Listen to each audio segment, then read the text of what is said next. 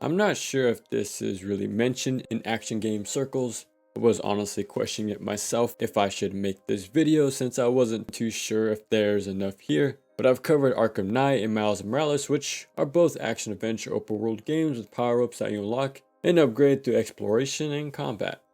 Just like Prototype 2, right? So it's not too far-fetched, I'll say, and who cares really, I guess. I unironically looked at Lego Ninjago for the channel, so yeah, guess anything goes here. Plus, with what we're going to take a look at later on, I think it fits perfectly alongside them. This is Combat Overview. Here we go over the general controls, their main mechanics, who or what we use them on, and then seeing how it all comes together. Inputs are pretty straightforward here. We have our base attack by tapping square, and held input for a more specialized, unique attack of its own. So no lights or heavies with multiple enders or directional attacks, or delays either. Just these easy buttons across some wild weapons we'll get our hands on. One of them being these claws, lightning fast swipes to quickly slice through enemies. And its held attack is this pounce. That's basically Wolverine's lunge. Tendrils with a little further reach to him, swinging a massive something in front of you. The tendrils are pretty solid against infected enemy types. Most of the time will keep them trapped. You can either hit them for free with the charge attack or go up for a grab. Its held attack is this black hole, having your tendrils grab nearby stuff to pull in. Can't use it for movement, which would have been cool, but our air movement is still pretty fun. Now you can only have 2 equipped at a time, so we got ourselves a little weapon wheel to assign them to either button. It's still the same tap and held inputs no matter where they're placed. Next up, the blade, which is the all-rounder. Good range and solid damage with its slashes. Its held attack is this forward moving tornado doing some crowd control. It also ends by sending them away, which lets you follow up with another weapon's held attack. Got ourselves a hammer fist. It's slow but hits hard doing some crowd control as well. Its held attack will raise spikes in front of you that actually OTGs and launches pretty much anything. If they're standing still or flat on their back, they're getting tossed up. And the whip. Just a solid far-reaching swipe. Gets rid of those grouped up weaker enemies with ease, and its held attack will do this long-range piercing stab to hit any far-off target. Cool thing is, if you have it equipped in any slot, it'll change your close-up grab to be this leash grab instead. And then yeah, it goes into all of those options. You can even grab those airborne enemies too. How about that? Speaking of grabs, you can either toss them or implant a bomb, which turns them into a reverse grenade. It's basically similar to Tendril's black hole, pulling in nearby stuff and enemies. Or you can consume them to heal health and gain meter. Reminds me of Venom and Ultimate Spider-Man a bit. Onto defense, holding R1 will guard. You're locked in place, but it does cover you in all directions, snapping you towards any of those attacks. Plus there's no chip damage to worry about.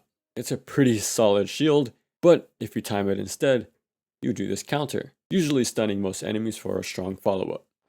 We have a dodge, and I can't lie, I really like how he kind of flings himself, like he threw himself to do this. Just like how it looks, but yeah. You can even break your fall with this to hop right back into the action, and you already know if you time it, you'll do a perfect dodge. Depending on the enemy, a perfect dodge will open up for a follow-up attack, but mainly it's a solid way to reposition and avoid attacks. But of course, when you use everything correctly, switching between perfect dodges and counters back to back, it's always a good time. Looking at the HUD, red is our health as expected, and underneath that is our mass. Consuming enemies from grabs or through glory kills will add to it. One thing you can do is the Devastator. It's this room clearing attack, messing up regular enemies to infected and even vehicles. Nothing's safe from this. Or you can summon this pack of brawlers to fight alongside you. They'll do their own thing, or can have them target a specific enemy for you. Pretty much the gist of it really. Upgrading is pretty easy, completing main missions will give XP, but finishing sets of certain activities will give you another point to buy passive perks. You can upgrade defenses like bullets won't affect you, reduces damage from enemies, increase your overall health, increase the parry and perfect dodge window, increase jump distance for the air dodges, increase your top speed, extend your glide, improve all your charge attacks, raise your base damage against certain enemy types, and yeah, I think you get the picture. There's a lot of ways you're going to be leveling up no matter what you end up doing. When it comes to enemies, the basic infected aren't much to deal with. They're pretty passive or just meant to fill the screen. Just clear them out with one swipe or save them for easy heals. And then soldiers. They lay down some suppressing fire from afar. You can do whatever you want to these guys since they're still easy targets, but there's some with rockets that you can deflect by countering. If you want to, you can even pick up their weapons to take down anything that moves. Brawlers, these are the true basic enemies since you see them quite often. Up close, they'll do some wide swipes, easy enough to read and perfect dodges works just fine. They'll toss boulders at you if you're too far though, which yeah, can be countered too. And these guys set up a nice back and forth, especially since you really can't mash on them. Actually need to keep an eye out to use any of your defensive options at the right time.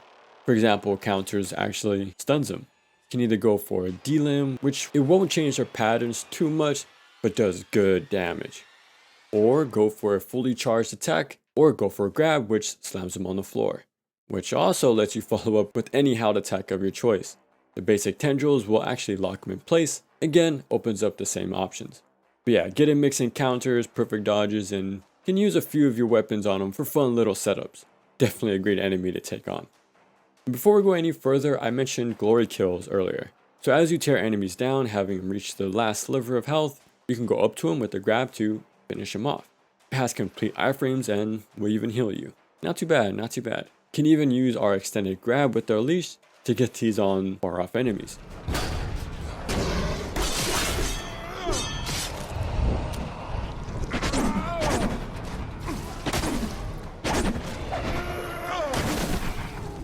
Alright, moving on, there's juggernauts. These have clubs for hands basically, so the usual deal of wide, hyper armor swipes to keep track of. But they mainly lean on their guard soon after, completely stopping your attacks and will even punish you if you mash on them by doing a command grab on you. So to open them up, use the fist held attack to knock them out of it. The tendrils chop them as well, but nowhere near as long. So you really have to make the most of it because they'll escape pretty soon after and start swinging again. But if you manage, you can grab them, and yeah, looks like they can't guard anymore. We have brute super soldiers. They have hyper armor on their punches, so you can't just mash around these guys either. You can't be overly passive with guns because they'll just slap away missiles with these.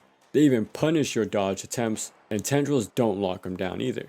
So yeah, you really gotta be in the face and take them down head on, using counters and well placed attacks instead. But once you do counter them, it sets up a damn Azuna drop, leaving them floored afterwards. Which means you can do an OTG and combo into whatever you want.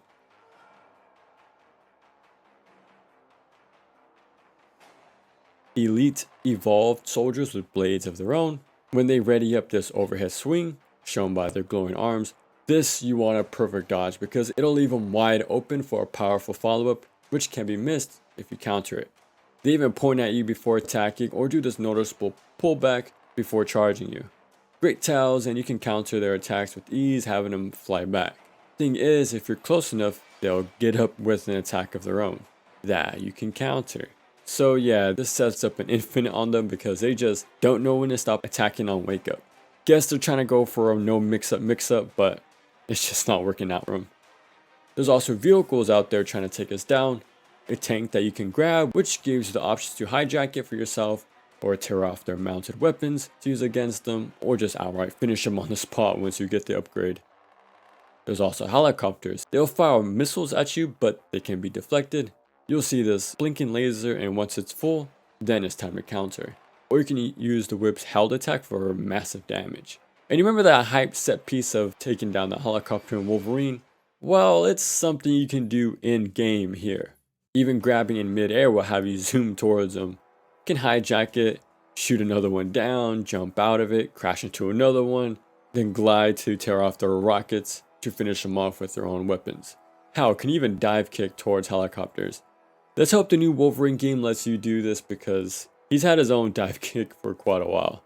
Or you can use the extended whip grab, latching onto it, pulling yourself up there, and yeah, into the same options. And that's pretty much it. It's a little handful of enemy types, so the variety might be small, but we can use our tools in a few ways against them, which is appreciated. You also power up crazy high and fast too throughout the game with all those passives, so you will end up killing enemies a bit sooner than you'll like sometimes, but we're playing this anti-hero superpower game, so why wouldn't you want to feel them power-ups, right? When it comes to bosses, don't expect too much. You'll fight evolved, and that's how you unlock your new weapons, but they all have the same move list as the regular versions. Could have been cool to see more of them out there afterwards, like some with claws, swords, fists, and so on, but they all end up having the same dual blades. Spoiler, but you fight Alex Mercer. I'm sure this was in the trailers way back when, and this game's been out for a decade now, but yeah, he's the only real boss in the entire game, but it's this rival-like fight, so of course it's a fun battle. Plus, he'll change up which powers he uses, creating this multi-phase encounter. And that's Prototype 2. Yeah, I really wish I got some sort of new game by now. It kinda needs a return. Just imagine how the combo would be like after all these years, using air dashes mid-combo, leash grabbing everyone, and having all these enemies on screen for some legendary Dark Knight action. If only, that would have been sick. But with what we do have here in the sequel, it's crazy fun. Not just because of its combat, but the movement here is just satisfying to use in general. Just leaping towards an enemy, running off to do a body slam from top rope, then dive kicking someone else to slide away, then grab someone else, to body slam again, which bounces you up to continue on your merry way.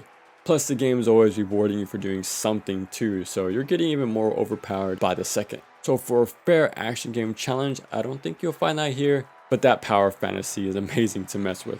There's definitely room out there for more open world sandboxy games where you're just unmatched.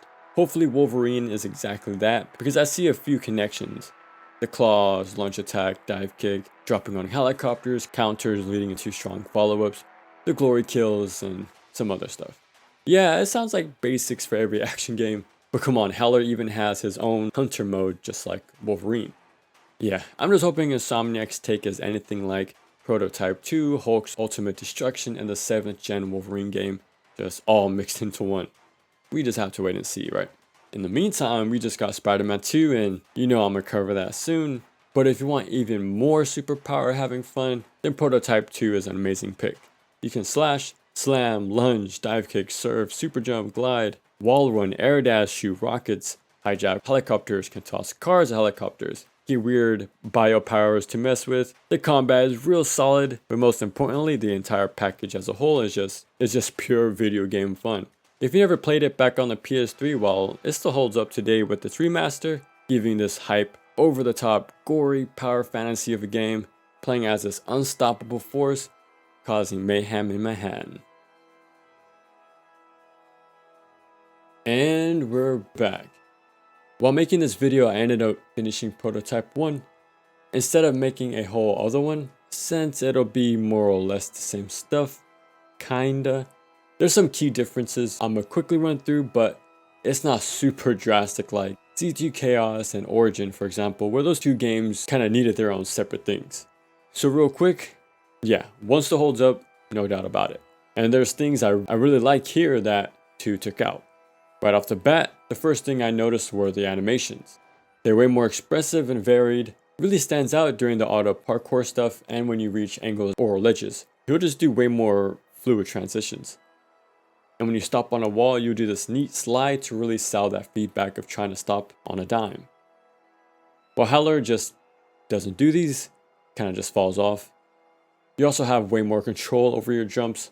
In 1, you can power up your jumps and hold that charge, releasing whenever you want, similar to Spider-Man 2. While Prototype 2, it's automatic, leaving no room for player decision making, which means you can't charge your next jump mid-glide like in 1. So yeah, that makes 2 feel even slower since you can't chain your movement options together.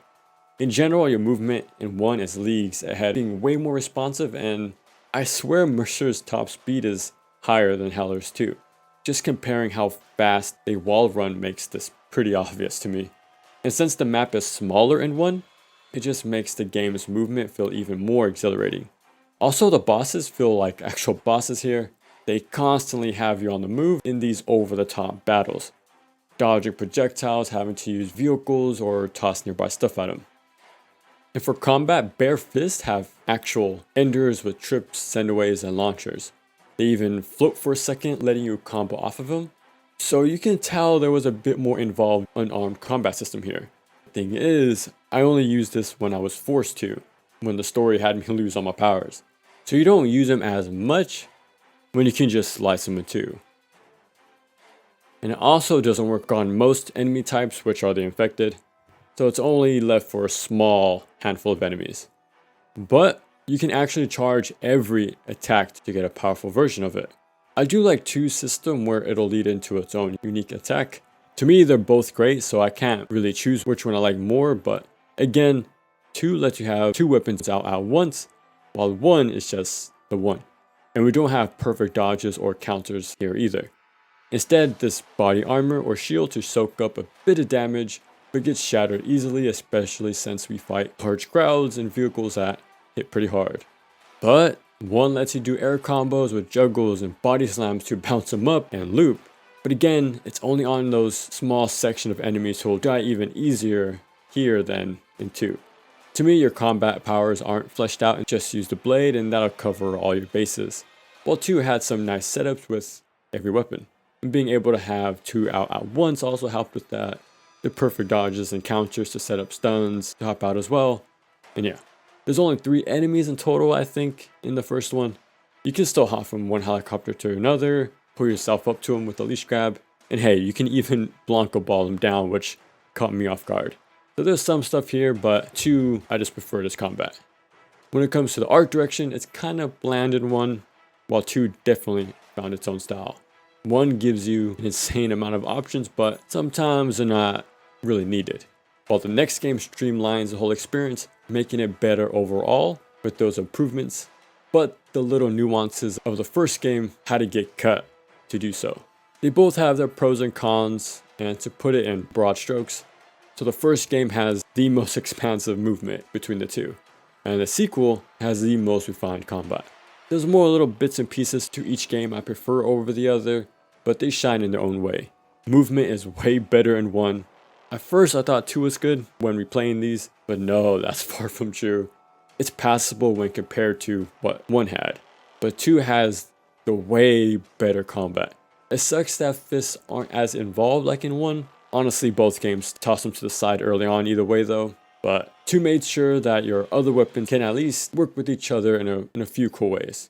And yeah, there's a bit more enemy types in this sequel to mess around with. So if you've been wanting to play these for the first time, or replay them both after a 10-year gap like me, while they both hold up and are definitely worth playing today, and luckily for us they're remastered to play on modern hardware. So no excuses to skip over some more fun games. James Hillard? Oh my god, oh my god, oh my god! Oh my god, no! Heller, let us go. We can pay you. Yes, we can pay you. Right, $100. Each. 1,000. 10. So long, fuckers. Oh my god, oh Jesus, oh shit! No,